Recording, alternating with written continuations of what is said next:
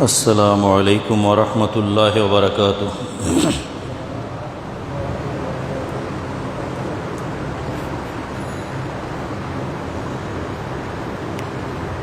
الحمد لله نحمده ونستعينه ونستغفره ونؤمن به ونتوكل عليه ونعوذ بالله من شرور أنفسنا ومن سيئات أعمالنا. من يهده الله فلا مضل له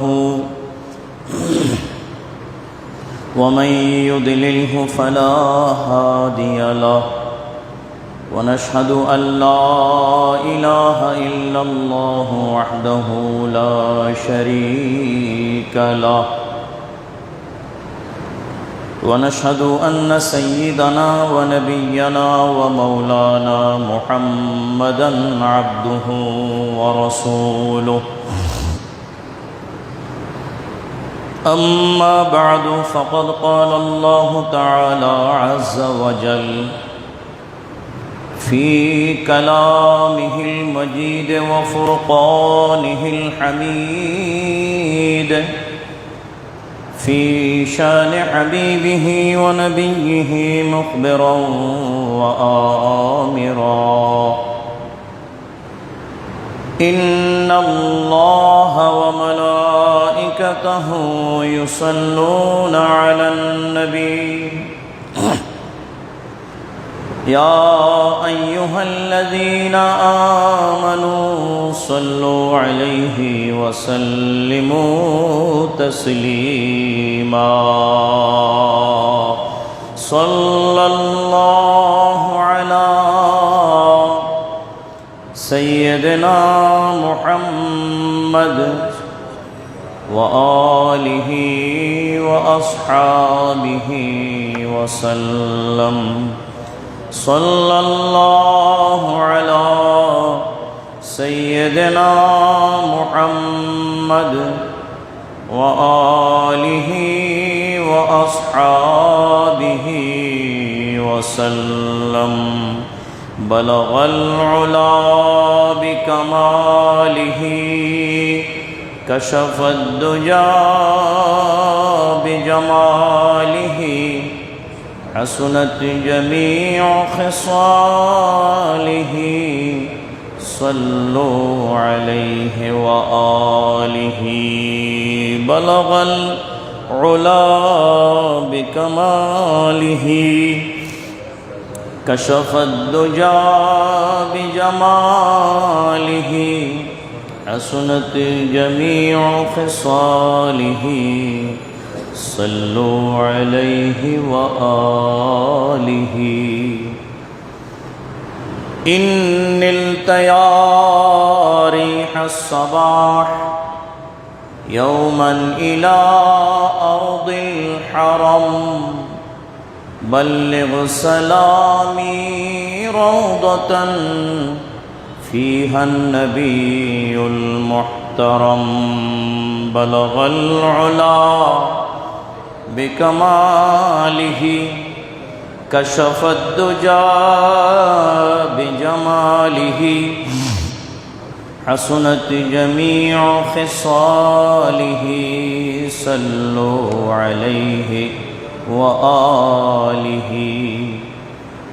أكبادنا مجروحة من صيف هجر المصطفى، طوبى لأهل بلدة فيها النبي المحتشم. بلغ العلا بكماله، كشف الدجى بجماله، حسنت جميع خصاله. صلوا عليه وآله. أما بعد. محترم मुसल्लियान किराम,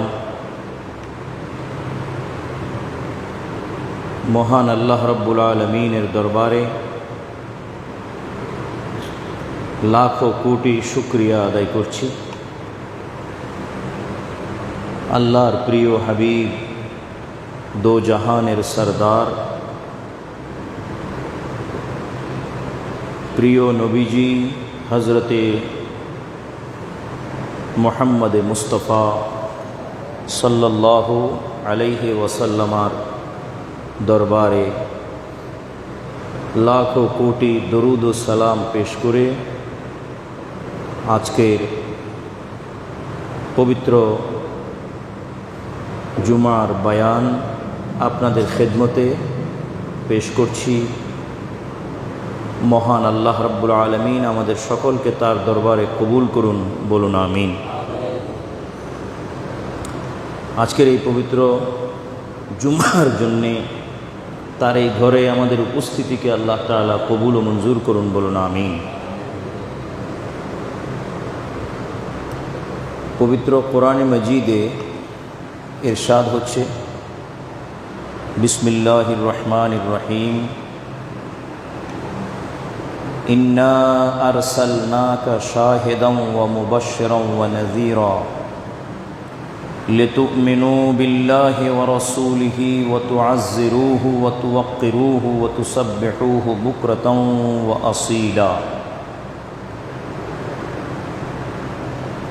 সদাকাল্লাহু মাওলানাল আযীম ওয়া সদাকা রাসূলুহুন নবিয়্যুল কারীম। পবিত্র কোরআনে মজিদের সূরা আল ফাতহ এর মধ্যে আল্লাহ তাআলা এই আয়াত শরীফ নাজেল করেছেন। আয়াতটি আল্লাহ তাআলা প্রিয় নবীজি হুজুর আকরাম নূরে মুজাসসম রসুল খুদা হাবিব কিবরিয়া সৈয়দুনা ও নবীনা ও মৌলানা মুহাম্মদুর রসুল্লাহ সাল্লাল্লাহু তাআলা আলাইহি ওয়াসাল্লামার শান, মান, মর্যাদা, ইজ্জত কে হেফাজত করার জন্যে আল্লাহ তাআলা অবতীর্ণ করেছেন, নাজেল করেছেন। এই আয়াতের মাধ্যমে আল্লাহ তাআলা রসুল পাক সাল্লাল্লাহু আলাইহি ওয়াসাল্লামের শান, মান, মর্যাদা, ইজ্জতকে কিয়ামত পর্যন্ত সময়ের জন্য, বরং বলকে তারপরেও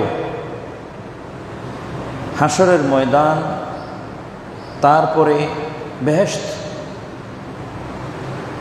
অর্থাৎ চিরকালের জন্যে আল্লাহ তাআলা রসুল পাক সাল্লাল্লাহু আলাইহি ওয়াসাল্লামের ইজ্জতকে, শানকে, মানকে, মর্যাদাকে একটা নির্দিষ্ট জায়গায় হেফাজত করার জন্যে এই আয়াত নাজেল করেছেন। আল্লাহ ইরশাদ করতেছেন,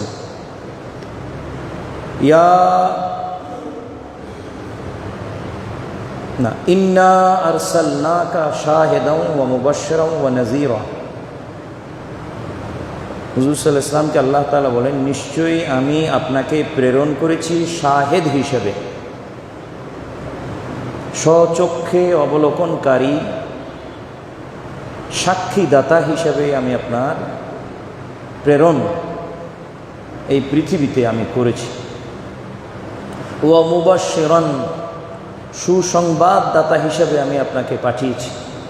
ওয়া নাযীরা, ভয় ভীতি প্রদর্শনকারী হিসেবে আমি আপনাকে প্রেরণ করেছি। আপনি স্বচক্ষে অবলোকন করবেন, নিজের চোখ দ্বারা আপনার উম্মতের হাল আহওয়াল অবস্থা আপনি দেখবেন। আপনাকে সেই ক্ষমতা আমি দিয়ে পাঠিয়েছি। আপনি আমার ব্যাপারে, আমি আল্লাহর ব্যাপারে আপনার উম্মতগণকে আপনি সুসংবাদ দিবেন, বেহেশতের সুসংবাদ, আল্লাহর দয়ার সুসংবাদ, রহমতের সুসংবাদ, আল্লাহর ফজল, আল্লাহর করুণা, আল্লাহর অনুকম্পার সুসংবাদ আপনি আপনার জাতিকে, আপনার উম্মতকে দেবেন। আমি আপনাকে এই জন্যে পাঠিয়েছি। ওয়া নাযীরা, আবার আপনি তাদেরকে ভয় প্রদর্শন করবেন, আমার আযাবের ভয়, জাহান্নামের ভয়, আমার রাগের ভয়, আমার অসন্তুষ্টির ভয়, আমি যে কাহার, আমি যে জব্বার, আমি যে প্রতিশোধ গ্রহণকারী, আমি যে সর্বময় ক্ষমতার মালিক, আমি যে আদালতকারী, আদেল, ন্যায় বিচারক, এ সকল বিষয়ে আপনি ভয়ও দেখাবেন আপনার উম্মতকে। এজন্যে আমি আপনাকে এই কাজগুলো, দায়িত্ব দিয়ে আপনাকে আমি আমার বান্দাদের মাঝে, আপনার উম্মতদের মাঝে আমি প্রেরণ আপনাকে করেছি। এবার আমাদের দিকে ফিরে আল্লাহ আবার বলছেন, লিতুমিনু বিল্লাহি ওয়া রাসূলিহি, নবী আমি কেন পাঠিয়েছি? যেন তোমরা আল্লাহ এবং তার রসুলকে বিশ্বাস করো। নবী ও রসুল প্রেরণের মকসদ, উদ্দেশ্য আল্লাহ তাআলা বয়ান করছেন। লিতুমিনু বিল্লাহি ওয়া রাসূলিহি, যেন তোমরা ঈমান আনো, দৃঢ় বিশ্বাস করো আল্লাহর উপরে এবং আল্লাহর রসুলের উপরে। ওয়া তুআজ্জিরুহু, এবং তাকে সাহায্য করো। আল্লাহর নবীকে, আল্লাহর রসুলকে, অর্থাৎ হযরত নবী মুহাম্মদুর রাসূলুল্লাহ সাল্লাল্লাহু আলাইহি ওয়াসাল্লামকে যেন তোমরা সাহায্য করো। ওয়া তুওয়াক্কিরুহু, এবং তাকে যেন তোমার সম্মান করো, ইজ্জত করো। ওয়া তুসাব্বিহুহু বুকরাতান ওয়া আসীলা, এবং সকাল সন্ধ্যা আল্লাহর তাসবিহ তোমরা পাঠ করো। তো এই আয়াতে আল্লাহ তাআলা একটা কথা এরকম বলেছেন, ওয়া তুআজ্জিরুহু ওয়া তুওয়াক্কিরুহু, যাতে তোমরা নবীকে সাহায্য করো এবং নবীকে তাজিম করো। নবীর সাহায্য এবং নবীর তাজিম উম্মতের উপরে কর্তব্য, ফরজ। রসুলে পাকের সম্মান, তাজিম আল্লাহ নিজে হেফাজত করেছেন, তালিম দিয়েছেন, শিক্ষা দিয়েছেন কিভাবে হেফাজত করতে হবে।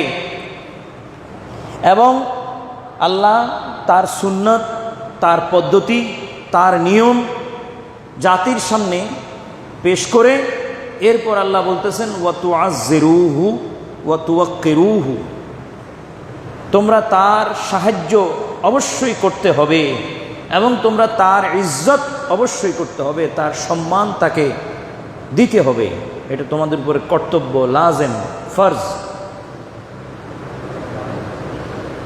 রসুলে পাকের সম্মান, ইজ্জত হেফাজত করার জন্যে আল্লাহ তাআলা অনেক সীমা পরিসীমা কোরআনে মাজিদে আল্লাহ বর্ণনা করেছেন। যখন সাহাবাদের মাঝে এই ক্ষেত্রে যে ত্রুটি পেয়েছেন, সে ত্রুটির আলোকে আল্লাহ তাআলা আয়াত নাযিল করেছেন। যখন যে ত্রুটি দরবারের রিসালাতের আদবের ক্ষেত্রে যখন যে ত্রুটি পেয়েছেন, সেই ত্রুটির আলোকে আল্লাহ তাআলা আয়াত নাযিল করে নবীর ইজ্জতকে আল্লাহ তাআলা হেফাজত করেছেন, নবীর সম্মানকে আল্লাহ তাআলা প্রতিষ্ঠিত করেছেন। এবং এ জাতীয় সকল প্রকারের সম্মান উম্মতকে বলেছেন, তোমাদের উপরে এটা ওয়াজিব, কর্তব্য। আল্লাহ কখনো দেখেছেন যে নবীর দরবারে সাহাবারা এসে দরবারের বাহির থেকে, হুজরার বাহির থেকে বড় আওয়াজে রাসূল সাল্লাল্লাহু আলাইহি ওয়াসাল্লামকে আহ্বান করতেছেন, যেভাবে আমরা একে অপরকে ডাকি। যেমন আমরা কারো বাসার সামনে গিয়ে বলি, হে মোহাম্মদ আব্দুল খালেক ভাই, আপনি কোথায়, বাসায় আছেন কিনা, বের হয়ে আসেন, আমি আপনার সাথে দেখা করতে এসেছি। মোহাম্মদ আব্দুল খালেক ভাই বলে আমরা আমাদের কোনো আত্মীয় স্বজন, ব্যক্তিবর্গ, ভাই বেরাদার, এদেরকে আমরা কি করি, ডাকি। হে মোহাম্মদ আব্দুল জব্বার ভাই, হে মোহাম্মদ মালেক ভাই, হে মোহাম্মদ জাকারিয়া ভাই, ঘরে থাকলে বের হন, আমি আপনার সাথে দেখা করব। এ বলে আমরা বাহির থেকে আওয়াজ দিই, উপরন্তু আমরা কড়াও নাড়াচাড়া করি। এরকম রসুলের পাক সাল্লাল্লাহু আলাইহি ওয়াসাল্লামের পবিত্র হুজরা মুবারক বাইতে আয়েশা সিদ্দিকা রাদিয়াল্লাহু তাআলা আনহা, মসজিদ নববীর পাশে যে রসুল সাল্লাল্লাহু আলাইহি ওয়াসাল্লাম হুজরায় থাকতেন, সে হুজরা থেকে, হুজরার বাহির থেকে ডাকাডাকি করছেন সাহাবারা, জানেন না তারা এই বিষয়ে হুকুম তখনও নাজেল হয়নি। আল্লাহ তাআলা যখন দেখলেন যে আমার নবীকে তারা অসতর্কতামূলক বাক্য দিয়ে তারা ডাকছেন, আল্লাহ আয়াত নাজিল করছেন সাথে সাথে, ইন্নাল্লাযীনা ইউনাদুনাকা মিন ওয়ারাইল হুজুরাতে আকসারুহুম লা ইয়াকিলুন। নিশ্চয়ই যারা আপনাকে আহ্বান করে, ডাকে আপনার হুজরার বাহির থেকে, যেভাবে ওই যে ডাকা হলো, এভাবে যারা ডাকে, আকসারুহুম লা ইয়াকিলুন, তাদের অধিকাংশই বেআক্কল, তাদের আকল নাই, বেআকল। এভাবে যাদেরকে যারা ডাকেন তাদেরকে আল্লাহ তাআলা কি ডাকলেন? বেআক্কল। কিয়ামত পর্যন্ত এগুলো বেআক্কল থাকবে। কথা কি বুঝে আসে? দরবারে রিসালাতের আদব রক্ষার্থে আল্লাহ তাআলা আরো বললেন যে উলাইকাম তাহানাল্লাহু কুলুবাহুম লিত্তাকওয়া, যে আল্লাহ তাআলা নবীর দরবারে আদব রক্ষা করে যারা আওয়াজ করে না, চুপ থাকে, নবীর দরবারের সামনে বড় আওয়াজ তাদের গলা থেকে বাহির করে না, নজর উঠাইয়া উঠাইয়া যারা দেখে না, বরং নজরও নিচে রাখে, আওয়াজও নিচে রাখে, এই জাতীয় লোকগুলোকে আল্লাহ তাআলা তাকওয়ার জন্য নির্ধারণ করেছেন। তাদের হৃদয়টা আল্লাহ তাকওয়ার জন্য মুনতাখাব করেছেন। উলাইকাম ইমতাহানাল্লাহু কুলুবাহুম, তাদের মনটাকে, হৃদয়টাকে আল্লাহ তাআলা তাকওয়ার জন্য নির্বাচন করেছেন। এদেরকে আল্লাহ তাআলা মুত্তাকি বলেছেন। অপরদিকে যারা বড় আওয়াজে চিৎকার করে নবীকে ডাকে, তাদেরকে আল্লাহ তাআলা বেআক্কল ডাকছেন। এই ব্যবস্থা আল্লাহ কেন নিচ্ছেন? নবীর ইজ্জতে, তাজিমে, তার দরবারের সম্মান সম্ভ্রম রক্ষার্থে। আল্লাহর নিজের জন্য আল্লাহ এই ব্যবস্থা নেন নাই। কাবা শরীফের সামনে কেউ যদি আল্লাহকে গলা ফাটিয়ে চিৎকার করে ডাকে, সে বিষয়ে আয়াত আসে নাই। কাবা শরীফের দেওয়ালকে ধরে নিজের বডিকে কাবার সাথে লাগাইয়া ঘষতে ঘষতে এদিক সেদিক ঘুরা, এ বিষয়ে আয়াত আসে নাই। বরং এটা আরো করার জন্য বলা হয়েছে। দেখবেন হাজিরা কাবা শরীফের দেওয়াল দুই হাত দিয়া ধরিয়া নিজের বুকটাকে কাবার সাথে লাগাইয়া ঠেলতে ঠেলতে একদিক থেকে অন্যদিকে যায়। বেয়াদবি হয় না, বরং আল্লাহর মোহাব্বত প্রকাশ পায়। কিন্তু এই জাতীয় কাজ রসুলে পাকের হুজুরার সাথে হবে না, কারণ সেখানে আল্লাহ তাআলা আদব রক্ষার জন্য কিছু আয়াত নাজেল করে কিয়ামত পর্যন্ত সময়ের জন্য ওই জায়গার আদবকে আল্লাহ তাআলা মাহফুজ করে দিয়েছেন। লা তারফাউ আসওয়াতাকুম ফাওকা সাউতিন নবী ওয়ালা তাজহারু লাহু বিল কওলি কাজাহরি বাদিকুম লিবাদিন আন তাহবাতা আমালুকুম ওয়া আনতুম লা তাশউরুন। আল্লাহ সেখানে আওয়াজ ছোট করার জন্য, বড় না করার জন্য এই আয়াতে আল্লাহ তাআলা আদেশ দিয়েছেন, লা তারফাউ আসওয়াতাকুম, তোমরা তোমাদের আওয়াজকে উঁচে উঠাবে না, উপরে উঠাবে না। আওয়াজ একদম করার জন্য নিষেধ করেন নাই, কিন্তু এমনভাবে আওয়াজ করতে হবে সে আওয়াজ যেন দেওয়ালে বাড়ি না খায়, রসুলে পাকের দেওয়ালে বাড়ি না খায়। আর এর দ্বারাই রসুলে পাক সাল্লাল্লাহু আলাইহি ওয়াসাল্লাম দরবারের আদবের ঘাটতি হবে। সেজন্য আল্লাহ তাআলা আয়াত নাজিল করে জাতিকে আদেশ দিচ্ছেন, লা তারফাউ আসওয়াতাকুম ফাওকা সাউতিন নবী, নবীর আওয়াজের উপরে আওয়াজ উঠাবে না, নবীর আওয়াজের উপরে আওয়াজ উঠাবে না। নবী পাক সাল্লাল্লাহু আলাইহি ওয়াসাল্লাম যেই ভয়েসে, যেই লাউডে কথা বলেন, সেই লাউডের নিচে কোনো ব্যক্তির আওয়াজ থাকতে হবে, এর উপরে উঠতে পারবে না। এর উপরে উঠা বেয়াদবি, এর উপরে উঠা। ওয়ালা তাজহারু বিল কওলে, তোমরা একে অপরের সাথে যেভাবে কথা বলো নবীর সাথে সেভাবে কথা বলতে পারবে না। তোমরা পরস্পর কথা বলার সময় কোনো লেহাজ থাকে না, আদবের কোনো পরোয়া থাকে না। তোমরা পরস্পর কথা বলার সময় সতর্ক থাকো না, অসতর্কভাবেই কথা বলতে পারো, বলো তোমরা, কিন্তু সেটা রসুল পাক সাল্লাল্লাহু আলাইহি ওয়াসাল্লামের ক্ষেত্রে হবে না। হলে কি হবে? যদি কেউ করে কি হবে? আন তাহবাতা আমালুকুম, তোমাদের নামাজের মতো, রোজার মতো, হজের মতো, জাকাতের মতো, মা বাবার খেদমতের মতো হাজার হাজার বড় বড় আমল একসাথে বরবাদ হয়ে যাবে। আন তাহবাতা আমালুকুম, তোমাদের আমল এমনভাবে বরবাদ হয়ে যাবে, ওয়া আনতুম লা তাশউরুন, যেন তোমরা টেরই পাবে না কোনখান দিয়ে আমলগুলো বরবাদ হয়ে গেল। শত শত দিন যে আমলগুলো তোমরা করে আমল নামাকে মজবুত করেছো, ভারী করেছো, পাল্লা ওজন হওয়ার জন্যে চেষ্টা করেছো এবং তাকলিফ করে করে, কষ্ট করে করে আমলগুলোকে তোমরা জোগাড় করেছো, সেই আমলগুলো শুধু নবীর দরবারে আওয়াজ বড় করার কারণে, নবীর দরবারের আদব রক্ষা না করার কারণে, নবীকে অন্যান্য মানুষের মতো ব্যবহার করার কারণে, পরস্পরের মতো নবীর সাথে আচরণ দেখানোর কারণে, করার কারণে তোমাদের আমল বরবাদ এমনভাবে হয়ে যাবে, লা তাশউরুন, তোমরা টেরও পাবে না। কি পাবে না? তোমরা খবরও পাবে না, আলাপও পাবে না। আমল খুলে দেখবে যে এত বড় বড় আমলগুলো কোথায় চলে গেল, তোমাদের সে বিষয়ে কি ছিল না? খবর ছিল না। ঠিক একইভাবে আল্লাহ তাআলা বলেন, ওয়ালা তাজআলু দুআ আর রাসূল বাইনাকুম কা দুআ বাদিকুম বাদা। আল্লাহর নবীর ব্যাপারে আল্লাহ তাআলা তার সম্মান রক্ষার্থে আইন প্রয়োগ করেছেন। কি আইন? ওয়ালা তাজআলু দুআ আর রাসূল বাইনাকুম কা দুআ বাদিকুম বাদান, তোমরা পরস্পর একে অপরকে যেইভাবে ডাকো সেইভাবে রসুলকে ডাকবে না। পরস্পর তোমরা একে অপরকে যেভাবে ডাকো সেভাবে নবীকে, রসুলকে, আমার প্রিয় নবীজি হযরত মুহাম্মদ সাল্লাল্লাহু আলাইহি ওয়াসাল্লামকে ডাকবে না। এই আয়াতের তাফসীরে হযরত ইবনে আব্বাস, তার মতো তো মুফাসসির সাহাবাগণের মধ্যে কেউ নাই। ইবনে আব্বাসকে বলা হয় রঈসুল মুফাসসিরিন, মুফাসসিরদের সরদার, তফসির কারকদের প্রধান। তো সেই তফসির কারকদের প্রধানই এই আয়াতের তফসির করতেছেন। তানভীরুল মিকবাস ফি তফসির ইবনে আব্বাস, ওনার তফসিরটার নাম হচ্ছে তানভীরুল মিকবাস ফি তফসিরে ইবনে আব্বাস।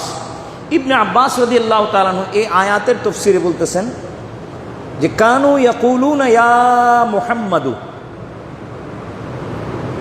কিছু সাহাবা নতুন মুসলমান, যে কানাত বাদুল আসহাবে ফি বিদায়াতিল ইসলামে ইউখাতিবুনা নবী সাল্লাল্লাহু আলাইহি ওয়াসাল্লাম বিইসমিহি, কিছু নতুন মুসলমান যারা এখনো রসুল পাক সাল্লাল্লাহু আলাইহি ওয়াসাল্লামের আদবের বিধানের ব্যাপারে তাদের এখনো কোনো খবর বা জানা ছিল না। এই সময়ে কিছু নতুন মুসলমান, নতুন সাহাবা, তারা রসুল সাল্লাল্লাহু আলাইহি ওয়াসাল্লামকে নাম ধরে ডাকতেন, বলতেন ইয়া মুহাম্মাদু। ইবনে আব্বাস বলতেছেন রাদিয়াল্লাহু আনহু যে কানু ইয়াকুলুনা ইয়া মুহাম্মাদু, তারা রসুল সাল্লাল্লাহু আলাইহি ওয়াসাল্লামকে হাটে বাজারে, ঘরে বাহিরে, মসজিদে নববীতে, হুজরার সামনে, যেখানে রসুল সাল্লাল্লাহু আলাইহি ওয়াসাল্লামকে দেখা হতো তখন তারা ডাকতেন কিভাবে? ইয়া মুহাম্মাদু। কাকে ডাকতেছেন? ফানাহাহুমুল্লাহু আজ্জা ওয়া জাল আন যালিকা, এই আয়াত নাযিল করে আল্লাহ তাআলা এইভাবে ডাকতে নিষেধ করতেছেন। লা তাজআলু দুআ আর রাসূল বাইনাকুম কা দুআ বাদিকুম বাদান, এই আয়াত নাযিল করে আল্লাহ তাআলা ইয়া মুহাম্মাদু, ইয়া আবুল কাসেম, ইয়া ইবনে আব্দুল্লাহ, তিন ধরনের ডাক ছিল রসুল পাক সাল্লাল্লাহু আলাইহি ওয়াসাল্লামের ব্যাপারে। ইয়া মুহাম্মাদু মানে হুজুরের নাম, ইয়া আবুল কাসেম হুজুরের কুনিয়ত, উপনাম, ডাকনাম। হুজুরের ডাকনাম কুনিয়ত আবুল কাসেম, তো এটা দিয়া ডাকা। আরেকটা ছিল আবদুল্লাহর বেটা, হুজুরের বাবার নাম আবদুল্লাহ নয়, তো এখন এইভাবে ডাকতো ইয়া ইবনে আব্দুল্লাহ, হে আবদুল্লাহর সন্তান, আবদুল্লাহর বাবা। এটা আরবদের একটা লেহেজা। হযরত আবু বকর সিদ্দিক রাদিয়াল্লাহু তাআলা আনহুকে ডাকা হইতো ইয়া ইবনে আবি কুহাফা, ওনার বাবার নাম আবু কুহাফা, তো সেভাবে ডাকা হইতো আবু কুহাফার সন্তান। আমাদের চট্টগ্রামে ওই রেওয়াজ এখনও আছে, যেহেতু চট্টগ্রামে ইসলাম প্রবেশ করেছে আরবদের হাত ধরে। আরব বণিকেরা কেমন আজ থেকে প্রায় 1200 বছর পূর্বে, 1300 বছর পূর্বে তারা এই সমস্ত অঞ্চলে যখন তারা আসছেন, তো তারা চট্টগ্রাম বন্দরে তারা অবতরণ করতেন, ঘাঁটি করতেন। তো ঘাঁটি করলে এখানে উঠলে তো এখানে থেকেও যেতেন।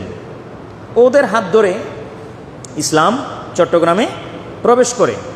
তাদের মধ্যে 2-1 জন সাহাবাও এসেছিলেন, এরপরে অন্যরাও এসেছেন, যাদের হাত ধরে ইসলাম চট্টগ্রামে সহ সারা বাংলাদেশে বিস্তৃতি লাভ করেছে। অন্য দিক থেকে আবার অন্যরাও আসছেন, আমি ওইদিকে যাচ্ছি না, কথা লম্বা হবে। সর্বপ্রথমে চট্টগ্রামে কিছু আরব বণিক, তাদের সাথে বড় বড় আলেম, এরা এসে এই দেশে ইসলাম প্রচার করার সময় ওই শব্দগুলোও তাদের সাথে আসছে। ইয়া ইবনা আবি কুহাফা, হে অমুকের বেটা। তা আমাদের ওই এই অঞ্চলে এখনও রেওয়াজ আছে, ইবা খন জোর বদ্দার ফোয়া না, তো জোর বদ্দার ফোয়া কিনলে ওর নাম আছে, তো ওর নাম দিয়ে ডাকতেছে না, কীভাবে ডাকতেছে ওকে? জোর বদ্দার ফোয়া। তো ওইটা কি কথা? ওই ইবনা আবি কুহাফা, ইয়া ইবনা আবি কুহাফা। এরকম আমাদের এই রেওয়াজটা কোত্থেকে পাওয়া? আরব থেকে পাওয়া। তো এইভাবে রসুল পাক সাল্লাল্লাহু আলাইহি ওয়াসাল্লামকে ডাকা হতো ইয়া ইবনা আবদুল্লাহ, হে আবদুল্লাহর সন্তান। এই জাতীয় ডাকে রসুল সাল্লাল্লাহু আলাইহি ওয়াসাল্লামকে ডাকা এই আয়াতের দ্বারাই আল্লাহ নিষেধ করে দিয়েছেন। কেন? ইবনে আব্বাস বলেন ইজামান লাহু, ইজামান লিনবিহি, রসুল পাক সাল্লাল্লাহু আলাইহি ওয়াসাল্লামের তাজিম রক্ষার্থে। আচ্ছা, এবার আমাকে বলেন, ইয়া মুহাম্মাদু, তাকে কেউ ডাকলো বা আমরা ডাকলাম, এইটা কি ডাকা ভুল হয়েছে? আসলে কি ওনার নাম মোহাম্মদ নয়? জি, এভাবে ডাকা কি আসলে ভুল হয়েছে? আল্লাহর আদেশের দ্বারাই নিষেধ আনা হয়েছে, কিন্তু ডাকাটা কি ভুল ছিল? ডাকা ভুল ছিল না, ডাকা ছিল না, ভুল ছিল না, এটা কথা খেয়াল রাখবেন। ইয়া মুহাম্মাদু ডাকা কি উল্টা হয়েছে? নি, উল্টা হয় নাই, সোজাই হয়েছে। ইয়া আবা আবদুল্লাহ, ইয়া ইবনা আবদুল্লাহ, আবদুল্লাহর সন্তান, এটাও ঢাকা কি মিথ্যা হয়েছে? না, উনি তো আবদুল্লাহর সন্তানই। ইয়া আবুল কাসেম, হে আবুল কাসেম, এইভাবে ডাকা ওনাকে, এটা কি অসত্য হয়েছে? না, তাও অসত্য হয়নি। কিন্তু এত সত্ত্বেও আল্লাহ তাআলা এই সত্য কথাও কি করে দিয়েছেন? নিষেধ করে দিয়েছেন। কেন? ইজামান লিনবিহি সাল্লাল্লাহু আলাইহি ওয়াসাল্লাম, তার নবীর তাজিম রক্ষার্থে। এর দ্বারায় নবীর সম্মান, ইজ্জত, তাজিম নষ্ট হয়। কারণ এইভাবে তোমরা একে অপরকে ডাকো, একে অপরের সাথে তোমাদের যে অবস্থা, নবীর অবস্থাকে তার সাথে মিলানো যাবে না, এটা অপরাধ। একে অপরের সাথে যেভাবে চলো, নবীকেও যদি সেভাবে চালাও, তো নবীর মান আর মর্যাদা আর রইল কোথায়? কথাটা যদিও কি সত্য যে তিনি মুহাম্মদ সাল্লাল্লাহু আলাইহি ওয়াসাল্লাম, কিন্তু ইয়া মুহাম্মাদু বলে ডাকা কি নয়, জায়েজ নাই। ইয়া মুহাম্মাদু বলে ডাকা জায়েজ নাই। কিসের আলোকে? যে লা তাজালু দুআ আর রাসূলে কা দুআয়ে বাদিকুম বাদান, তোমরা পরস্পর যেভাবে আহ্বান করো, ডাকো, সেভাবে আমার নবীকে ডাকিও না। আল্লাহর এই নিষেধের কারণে জায়েজ নাই। আপনি বানায় ফেললে হবে না তো, কি আপনি বানায় ফেললে হবে না তো। আল্লাহর এই ক্ষেত্রে নিষেধ আছে কিনা বা আদেশ আছে কিনা, সেদিকে আপনাকে আমাকে লক্ষ্য করতে হবে। নলেজ মানে কি? বলেন, নলেজ মানে কি? হ্যাঁ, জ্ঞান। নলেজ মানে কি? জ্ঞান। ছাত্রকে জিজ্ঞেস করলেন নলেজ মানে কি, ছাত্র উত্তর দিল যার লেজ নাই। নো মানি নাই, লেজ মানি লেজ। তো হয়ে গেছে তো তর্জমা। এখানে তর্জমা হয়নি, হয়েছে তো, কিন্তু এটাকে শুদ্ধ হয়েছে? হ্যাঁ, তো আপনি নলেজ মানে লেজ নাই এটা বলে যদি আপনি চালিয়ে দেন, সেটা তো আপনার ওস্তাদ, আপনার শিক্ষক কখনো গ্রহণ করবে না। কিন্তু উত্তর হয়ে গেছে। ওয়েলকাম মানে কি? ওয়েলকাম, ওয়েলকাম মানে স্বাগতম। কিন্তু আপনি যদি বলেন ওয়েল মানে তেল, কাম মানে আসছে, তেল আসছে, উত্তর তো হয়ে গেছে। উত্তর তো এখানেও হয়েছে, কিন্তু এই উত্তর কি কবুল করবে? কেউ করবে না। তো ঠিক একইভাবে রসুল পাক সাল্লাল্লাহু আলাইহি ওয়াসাল্লামের নাম ইয়া মুহাম্মাদু, আপনি ডাকলেন হে মুহাম্মদ সাল্লাল্লাহু আলাইহি ওয়াসাল্লাম, আর আল্লাহ নিষেধ করতেছেন আপনাকে এভাবে ডাকিয়েন না। আপনি আল্লাহর সাথে বললেন যে আল্লাহ আমি ভুল কি ডাকছি, উনার নাম তো মুহাম্মদ সাল্লাল্লাহু আলাইহি ওয়াসাল্লাম, তা আমি তাকে ডাকার সময় ভুল কি করছি, আমি তো ঠিক ডাকছি। এরপরও আল্লাহ বলতেছেন না, এরকম ঠিক ডাকা আমিও ডাকি নাই কোনোদিন তাকে। পুরো 30 পারা কোরআন মজিদের ভিতরে আমি নাম ধরে ডাকি নাই তাকে, তার ইজ্জত রক্ষার্থে, তার সম্মান রক্ষার্থে, তার সম্ভ্রম রক্ষার্থে আমি তার স্রষ্টা হিসেবে তাকে ডাকার এইভাবে অধিকার রাখা সত্ত্বেও আমি ডাকি নেই। কারণ আমি আদব শিক্ষা দিচ্ছি তোমাদের সকলকে যে আমার নবীকে ডাকবে তো আমি যেভাবে ডাকছি, ইয়া রসুল আল্লাহ, ইয়া হাবিব আল্লাহ, ইয়া আইয়ুহান নবিয়্যু, ইয়া আইয়ুহার রসুল, ইয়া ইয়াসিন, তাহা, ইয়া আইয়ুহাল মুজাম্মিল, ইয়া আইয়ুহাল মুদ্দাসসির, এইভাবে আমি আমার নবীকে তার শান, তার মান, তার ইজ্জত নিয়ে ধরে ধরে ডেকেছি। তার নাম আমি কোনোদিন কোরআনে মজিদে ডাকি নাই, কারণ এটা বেয়াদবি। এই জিনিস প্রতিষ্ঠিত করার জন্যে আয়াত নাযিল করেছি একাধিক। অতএব এর দ্বারায় আমি যেটা বলতেছি সেটার মধ্যেই আদব আছে। আর তোমরা যদি মনে করো ইয়া মুহাম্মাদু ডাকা তো সহি ছিল, ভুল কোথায়? আমি বলবো ভুল হলেও বেয়াদবি হয়েছে, ভুল না হলেও বেয়াদবি হয়েছে। ভুল হয় নাই, কিন্তু কি হয়েছে? বেয়াদবি হয়েছে। নাম ধরে ডাকা কি বেয়াদবি। এই জন্য আল্লাহ তাআলা নিষেধ করেছেন। তাফসীরে আরো আসতেছে, আয় লা তানাদুহু, তোমরা তাকে ডাকিও না, কামা ইউনাদি বাদুকুম লিবাদিন, তোমরা একজন অপরজনকে যেভাবে ডাকো সেভাবে তাকে তোমরা ডাকিও না। ওয়ালাকিন কুলু, বরং বলো, আল্লাহ শব্দ শিখিয়ে দিচ্ছেন, বলো ইয়া রসুল আল্লাহে, ইয়া নবী আল্লাহে, তোমরা বলো ইয়া রসুল আল্লাহে অথবা বলো ইয়া নবী আল্লাহে, ফি লিনিন ওয়া তাওয়াজুইন, অত্যন্ত নরম শব্দে এবং অত্যন্ত আদবের সাথে বলো ইয়া রসুল আল্লাহে, ইয়া নবী আল্লাহে। বলার সময়ও ভয়েসের দিক থেকে আদব রক্ষা করো, আওয়াজ নিচে করো, শব্দ ছোট করো, যেন তার আওয়াজের উপরে তোমাদের আওয়াজ না বাড়ে। এবং ইয়া মুহাম্মাদু বলে, ইয়া আবুল কাসেমে বলে, ইয়া ইবনে আব্দুল্লাহ বলে ডাকা হারাম।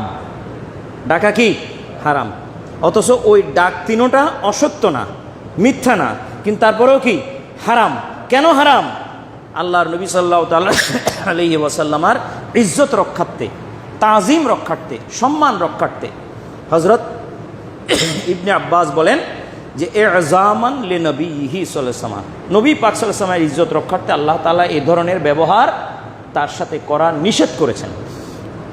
হযরত কাতাদা, তিনিও একজন মুফাসসির, বড় উঁচু মানের। তিনি বলেন, আমার আল্লাহু আন ইয়াহাবা নবিয়্যহু সাল্লাল্লাহু আলাইহি ওয়াসাল্লাম আন ইয়াজআলা ওয়া আন ইউআজ্জিমা, আন ইয়াজবুলা ওয়া আন ইউআজ্জিমা। আল্লাহ তাআলা এই আয়াতের মাধ্যমে তার নবীকে আন ইউবাজ্জিলা ওয়া আন ইউআজ্জিমা, তার নবীকে ইজ্জত করতে, তাজিম করতে আল্লাহ তাআলা আদেশ দিয়েছেন। ওয়া আন ইউসাব্বিদা, এবং তাকে নেতৃত্বের স্থানে বসানোর জন্য আল্লাহ তাআলা আদেশ দিয়েছেন। তো অতএব আমাদের তার শানে শব্দ ব্যবহারের ক্ষেত্রে নিজের ঈমান হেফাজত হয় এমন শব্দ ব্যবহার করা আমাদের উপরে কর্তব্য, লাজেম, ওয়াজিব। কোনো অবস্থাতে তার সম্মান, সম্ভ্রম, ইজ্জত যেন নষ্ট না হয় সেদিকে খেয়াল রাখতে হবে। যদি তাই হয়, যদি কোরআনে পাকের ক্যাটেগরিক্যাল আদেশ এটাই হয় যে তার শানে এমন কোনো শব্দ আনা যাবে না যে শব্দে আমরা পরস্পরকে ডাকি, যে শব্দে আমরা একে অপরকে আহ্বান করি, সেটা এই আয়াতের মাধ্যমে যদি নিষেধ হয়ে যায়, তাহলে সেক্ষেত্রে নবীকে যদি আমরা সাংবাদিক বলি, সংবাদ বাহক বলি, এবং এটা সত্য, কিন্তু উনি সংবাদ বাহক। নবী শব্দের অর্থ কি? বার্তা বাহক। এটা পুরো হয়নি অর্থ, অর্থের মধ্যেও চুরি হয়েছে। নবী শব্দের অর্থ হইল অদৃশ্যের সংবাদদাতা। আর নবিয়্যু আল মুখবিরু আনিল গায়েবে, আল নবিয়্যু আল মুখবিরু আনিল গায়েবে। অর্থাৎ কি? নবী হচ্ছেন অদৃশ্যের সংবাদদাতা। কিসের সংবাদদাতা? অদৃশ্যের সংবাদদাতা। কোরআনে মাজিদে আল্লাহ বলেন, তিলকা মিন আম্বাইল গায়বে নুহিহা ইলাইকা, এগুলো সব গায়েবের সংবাদ যেগুলো আমি আপনাকে ওহী করেছি। আল্লাহর নবীকে আল্লাহ তাআলা যেগুলো ওহী করেছেন, আল্লাহ সেগুলোর নাম কি রাখছেন? গায়েব। তিলকা মিন আম্বাইল গায়েবে, আমি যা আপনাকে ওহী করেছি এগুলোর নাম গায়েব। এগুলোর নাম কি? তো এগুলোর ব্যাপারেই তো আল্লাহর নবী আমাদেরকে কি দিয়েছেন? সংবাদ। তো উনি কিসের সংবাদদাতা হয়েছেন? গায়েবের সংবাদদাতা। শুধু সংবাদদাতা যদি হয় তাহলে তো রেডিও টেলিভিশনকেও নবী বলা যাবে। রেডিও টেলিভিশনও তো সকাল থেকেই বিকাল পর্যন্ত সংবাদ দিচ্ছে, দেয় না? হ্যাঁ, তো রেডিও টেলিভিশনে যে সংবাদগুলো দিচ্ছে আর নবী যে সংবাদ দেন তার মধ্যে বেশকম কোথায় জানেন?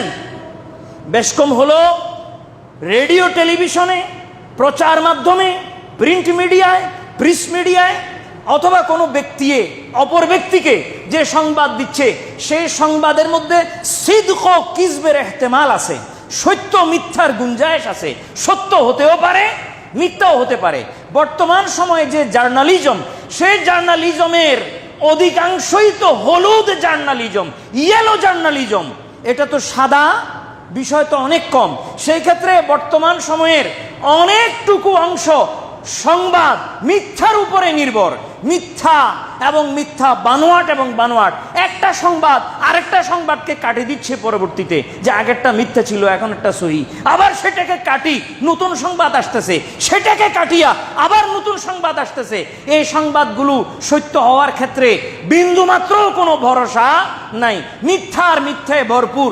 100টা সংবাদের মধ্যে একটা দুইটা সত্য হইতে পারে, বাকি সবগুলাই মিথ্যার উপরে নির্ভর। তো সেই সাংবাদিকের সাথে নবীর সংবাদ মিলালে কি চলবে? নবীর একটা সংবাদ কি মিথ্যার গুঞ্জাইশ আছে? এই জন্য আল্লাহ কোরআনে মজিদ শুরু করতেই ওইটা মেরে দিয়েছেন। ডাইরেক্ট কি মারছেন? ওই রাস্তা মেরে বন্ধ করে দিয়েছেন। আলিফ লাম মিম যালিকাল কিতাবু, তারপরে কি? লা রাইবা ফিহি। এই কথার অর্থ কি? যেটা এমন কিতাব যে কিতাবের ভিতরে সন্দেহের কোনো অবকাশ নেই। সন্দেহের কোনো অবকাশ নেই। পুরা কিতাবের ব্যাপারেই তো রসুলের সংবাদ দিয়েছেন নাকি? পুরা কিতাবটা কে বলছেন আমাদেরকে? রসুলে বলছেন। কে বলছেন? এই কয় আল্লাহ বলছেন। আল্লাহ কোথায় বলছেন? আল্লাহ আপনাকে আপনার সামনে আসি বলছেন? কথা উল্টো বলেন। আপনাকে কে বলছেন? আপনাকে আমাকে বলছেন রসুল। রসুলকে আল্লাহ বলছেন। উনাকে বাদ দিয়ে কথা বলেন কেন? উনাকে বাদ দিয়ে আল্লাহ আপনার সাথে কথা বলছে?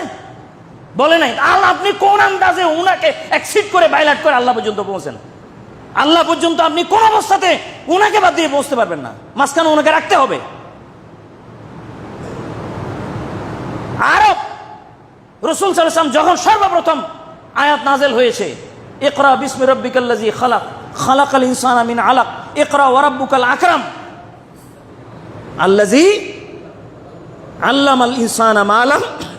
এই কয়টা আয়াত যে তিনি নিয়ে আসছেন, আরবের সামনে পড়ছেন। তিনি পড়ার পর জিজ্ঞেস করে, মা হাজা ইয়া মুহাম্মাদু, হে মোহাম্মদ সাল্লাল্লাহু আলাইহি ওয়াসাল্লাম এগুলো কি? তখন তিনি বলেন, হাজাল কোরআন। এরা তো কোরআন চিনেও না। চিনেছেন কে? এই হাজাল কোরআন যে বলছেন, এটা কি কোরআন না হাদিস? না, হাজাল কোরআন এই অংশটা কি? এটা হাদিস। কোরআন নিজেকে পরিচিত হচ্ছে মানুষের সামনে কিসের দ্বারাই হচ্ছে? হাদিসের দ্বারাই হচ্ছে। কোরআন যে কোরআন সেটা তো হাদিস ছাড়া আপনি বুঝবেনও না। ততএব আপনি কি কোন আন্দাজে কোন আকলে এই কথা বললেন যে আল্লাহ নাজিল করছেন? আল্লাহ আপনার সাথে নাজিল করেন নাই, আপনাকে বলেন নাই। আল্লাহ বলছেন কাকে? রসুলে পাক সাল্লাল্লাহু আলাইহি ওয়াসাল্লাম। রসুলে পাক আপনাকে আসে বলতেছেন এটা কোরআন। তাতে আপনি মাঝখান থেকে উনাকে অ্যাকসিড করে, এর মতো বেয়াদব আরেকজন নাই যে মাঝখান থেকে রসুলকে বাহির করে দিয়ে সরাসরি কার সাথে যুক্ত হতে যায়? আল্লাহর সাথে। এটা হবে না কোনোদিন। এটা কোনোদিন কি হবে না। বারবার আপনাদেরকে শিখাই, আপনারা কি কারণে এই জাতীয় কথা আবার বলেন? ভুল কেন বলেন? তো যেটা বলতেছিলাম যে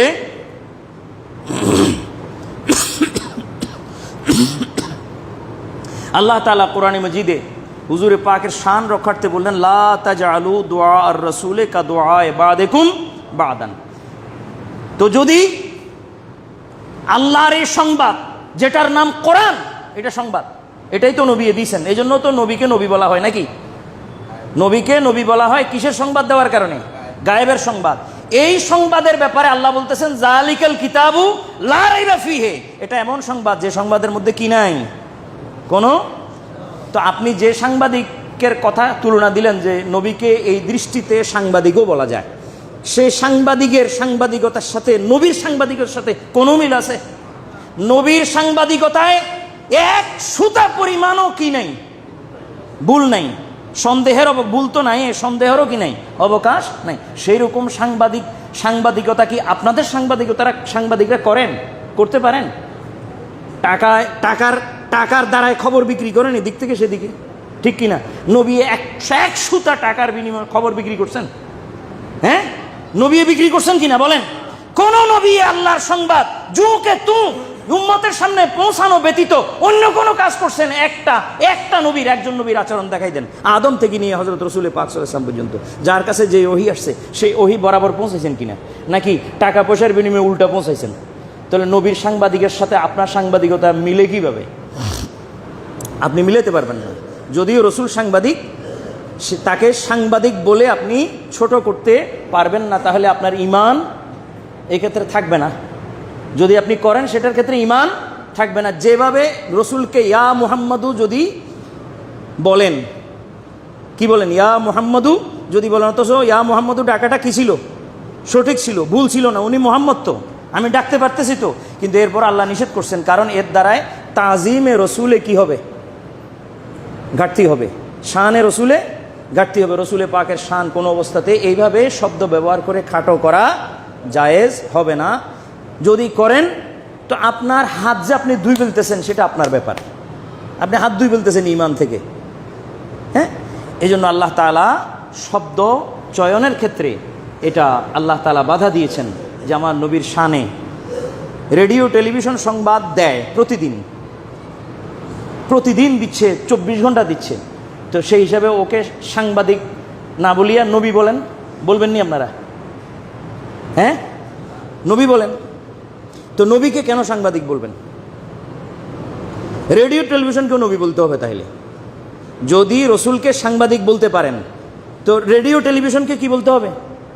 এবং যারা রেডিও টেলিভিশনে যত খবর পাঠক এবং খবর পাঠিকা আছে তাদের সকলকে নবী বলতে হবে, যেহেতু কি দিচ্ছে? সংবাদ দিচ্ছে। আরও আসেন, যদি আপনি লঘবী অর্থে এইভাবে ব্যবহার করেন, আবিধানিক অর্থে ব্যবহার করে যাচ্ছেন, এটা তো বলা যায়, কেন নিষেধ করতেছেন? এটা তো বলা যায়, আপনার সুরতে হলে এটা বলা যায়।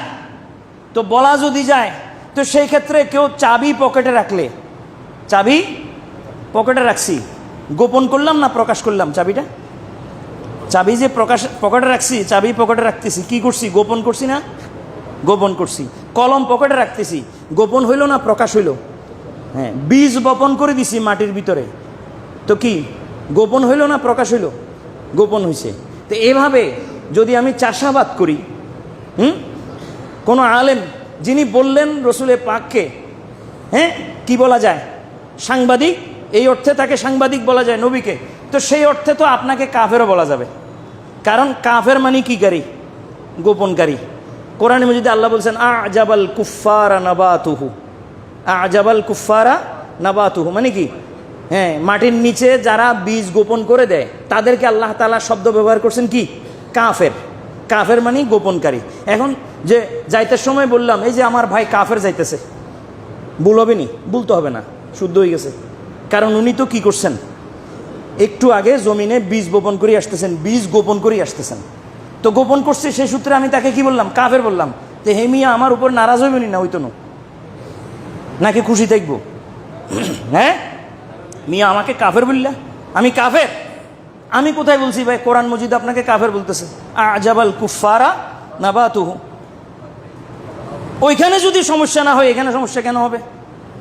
নবীকে সাংবাদিক বলার ক্ষেত্রে যদি সমস্যা না হয়, তো আজাবাল কুফারা নাবাতুহু, কাফেরদেরকে তাদের শস্য, তাদের ক্ষেত খামার, এগুলো তাদেরকে আশ্চর্যান্বিত করে, অবাক করে।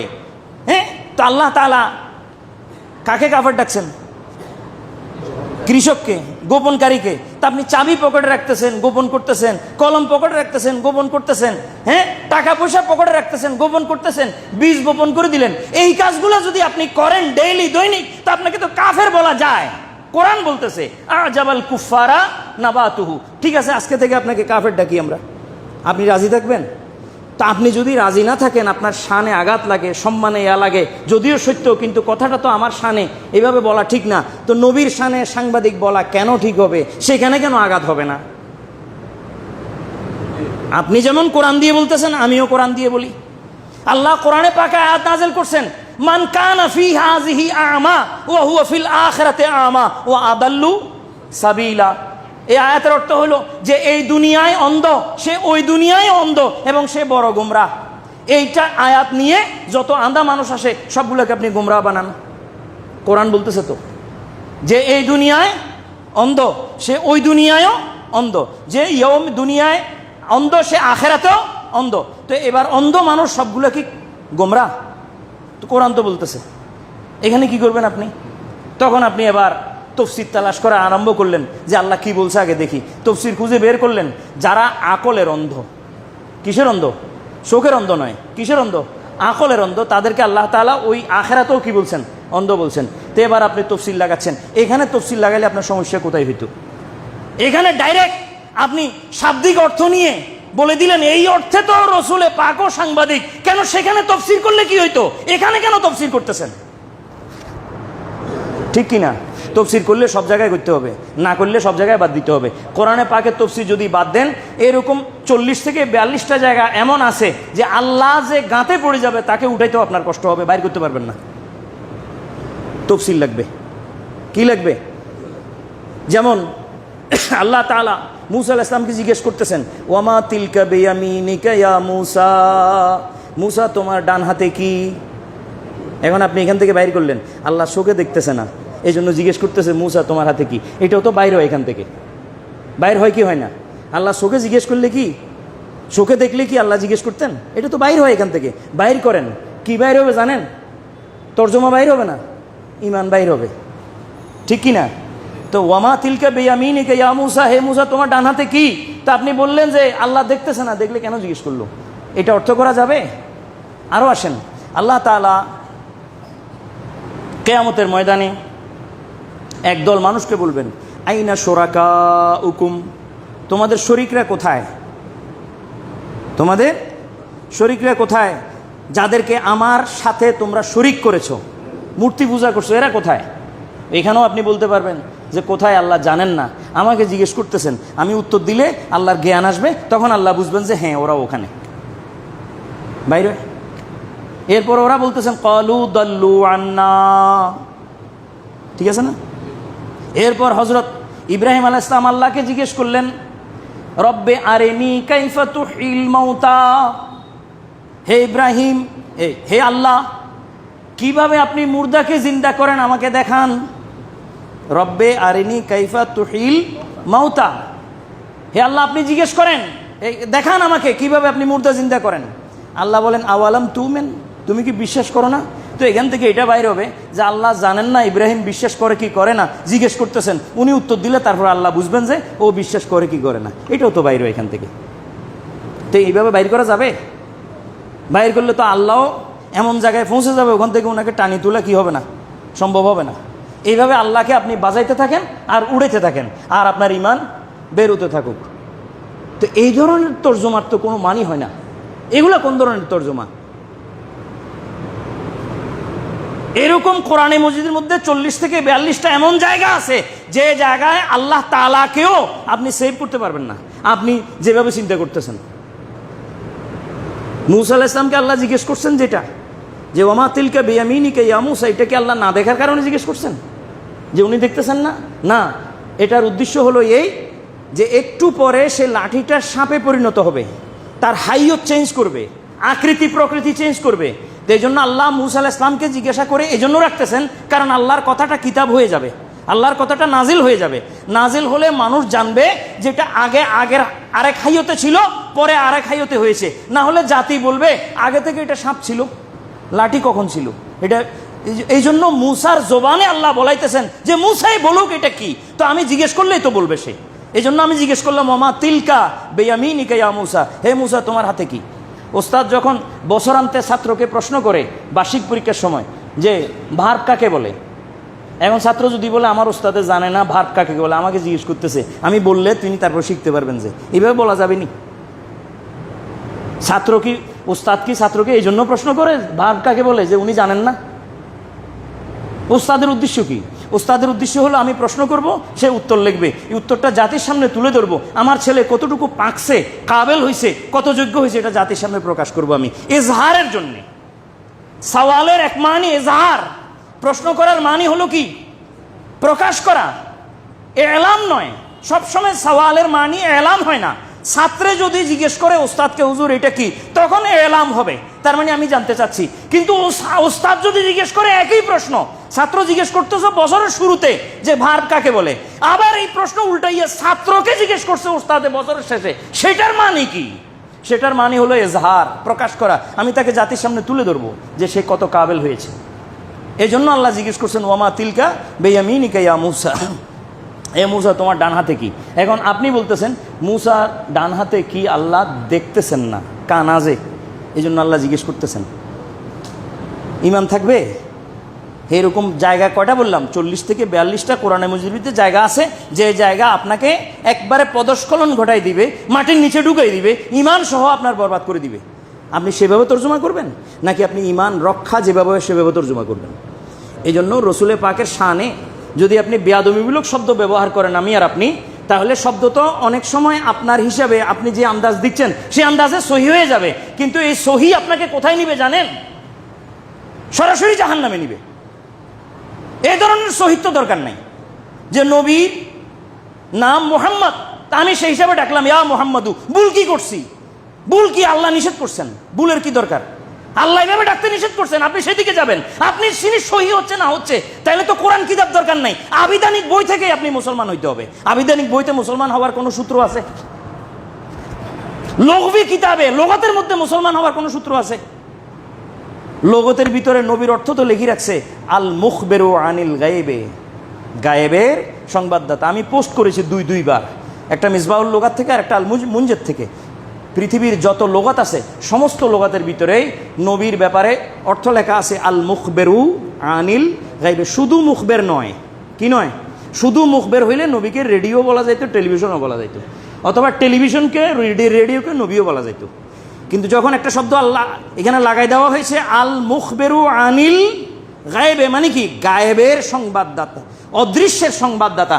নবী নিজের এলাকার সংবাদ নিয়া আরেক এলাকায় বলেন যে এটা নয়, বরং তিনি আসমানের সংবাদ জমিনে বসে দান করেন। আসমানের সংবাদ জমিনে বসে দান করেন। সে কারণে নবীকে অন্য সাংবাদিকের সাথে মিলাইয়া সাংবাদিক বলা যাবে না। কেমন? আল মুখবেরু আনিল। এই জন্য আলা হজরত আজিমুল বারাকাত মুজাদ্দিদে দ্বীন ও মিল্লাত ইশক মুহাব্বতের ইমাম হজরত ইমাম আহমদ রেজা খা ফাজলে বেরেলভী রহমতুল্লাহ আলাই, তার যে তফসির কানজুল ইমান, এর মধ্যে নবীর অর্থ লিখছেন। অন্য কোনো তফসিরে নবীর অর্থ সহজে পাওয়া যায় না। ইয়া আইয়ুহান নবিয়্যু, এর অর্থ কি লিখি দেয়? হে নবী। তো নবীর অর্থ যদি নবীয়ে লিখে দেওয়া হয় তাহলে এটা তো তর্জমা করা হইল না। নবী শব্দের কোনো তর্জমা তো থাকবে, সেটা কি? ইয়া আইয়ুহান নবিয়্যু, হে নবী। ইয়া আইয়ুহান নবিয়্যুর অর্থ তো হে নবী হইতে পারে না। তো ওই লফজটা আবার, ওই শব্দটা আবার হুবহু বসায় দেওয়া গেল, তো এটার অর্থ কি হবে? এই জন্য আলা হযরত তর্জমা করার সময় লিখছেন হে গায়েবের সংবাদদাতা। কি লিখছেন?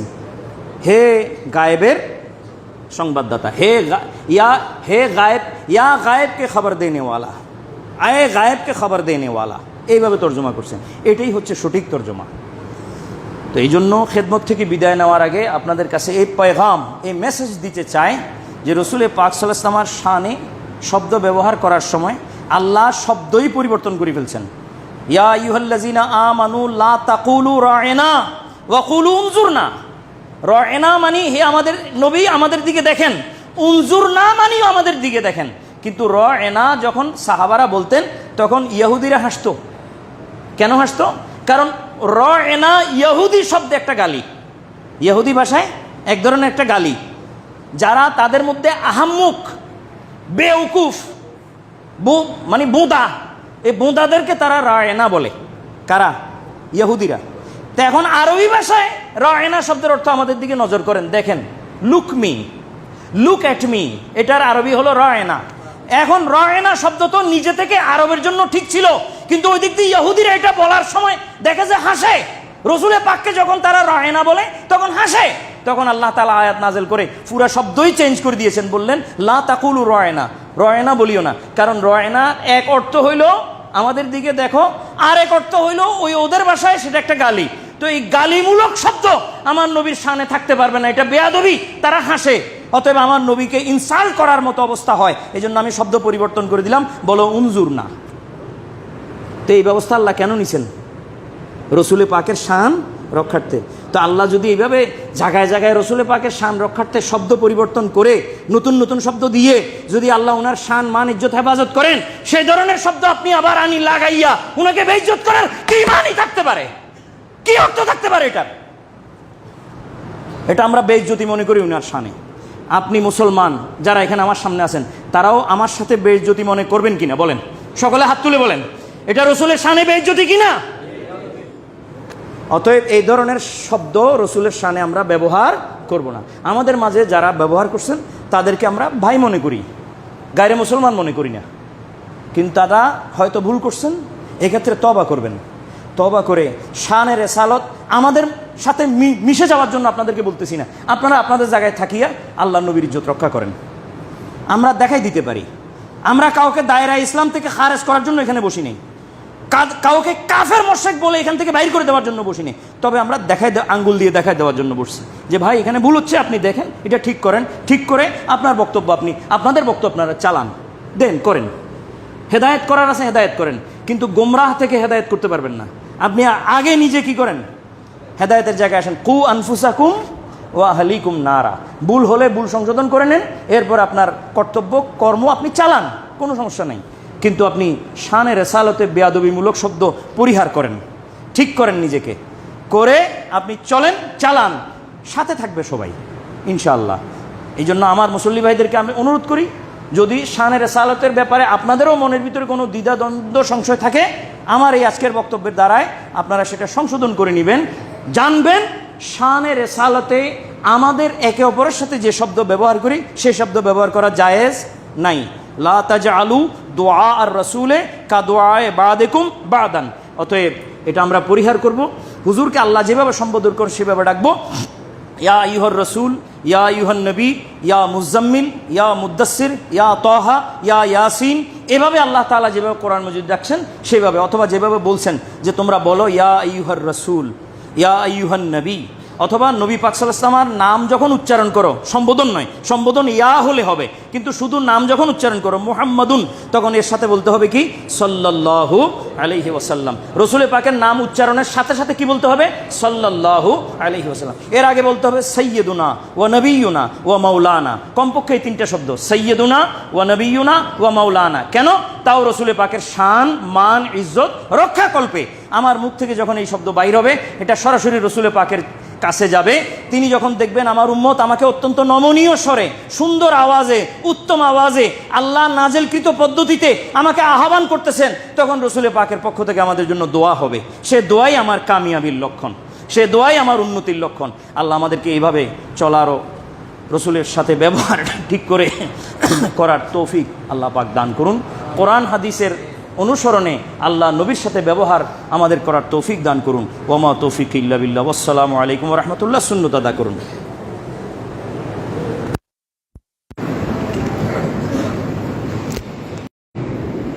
মুয়াজ্জিনের জায়গা খালি রেখে তারপর দাঁড়ান।